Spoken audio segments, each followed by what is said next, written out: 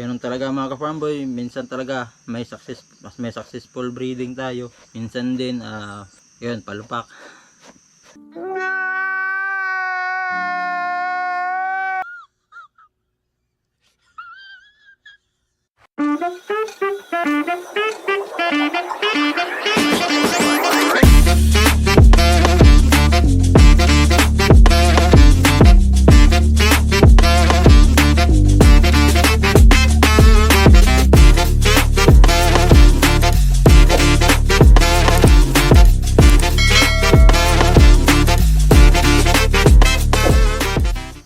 Okay, so ayan mga ka-farm boy, ito yung rabbit natin na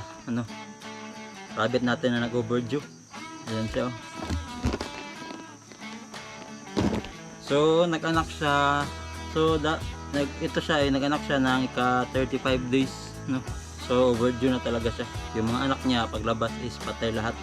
Bali siyam lahat. Hindi ko lang alam kung may buhay pa doon, basta pag naabutan ko na lang siya dito na nakakalat niya yung mga anak niya, patay lahat. Di ko lang alam kung may buhay pa rin o namatay sila paglabas. Di ko lang alam kung patay lahat paglabas or baka may iba pa rin buhay, hindi lang natin agad na salba, hindi natin agad natulungan. So ito siya is re-recondition ulit natin to siya, no. 10 to 14 days natin siya recondition para kabalik agad siya sa breeding. So ngayon is naano ko na to kahapon, na-injectan ko na to siya ng ivermectin, pinurga ko na to kahapon kasi yun talaga ang breeding condition namin dito pag nag-breed kami. Ano ang ginagawa ko pag nag-condition ako ng mga daw, pinupurga ko muna sila bago natin turukan ng mga vitamins. Si ano nga pala to, si GH, ayan, si GH05.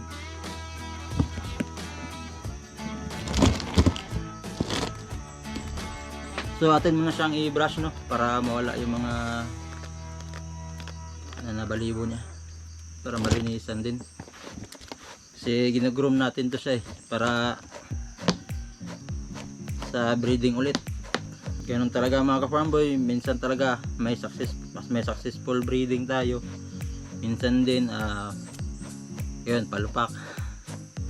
So ngayon mga ka-farm boy, ang i-inject natin sa kanila para makabalik agad sila sa breeding is itong Norobit. Ayan. So ang vitamins na to is meron din siyang, may B complex siya, tsaka may ADE. Yung vitamin ADE, yun yung ano talaga, nagpapaganda, nagpapakano sa kanila, na nagpapakondisyon sa kanila sa breeding, yung vitamin ADE. So inject natin dito is 1.5 ml.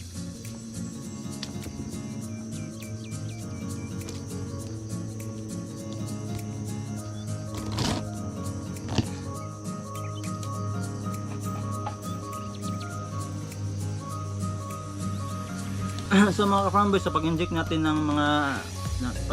sa ating mga rabbit is ito lang natin sila injectan, no? May video tayo dyan, may video tutorial tayo dyan.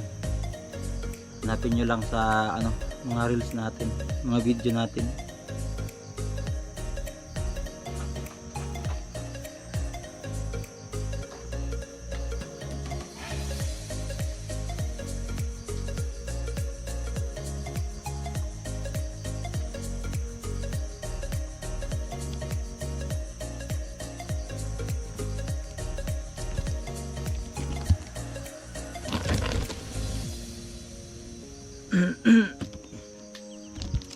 So ayan, okay na mga ka-farm boy.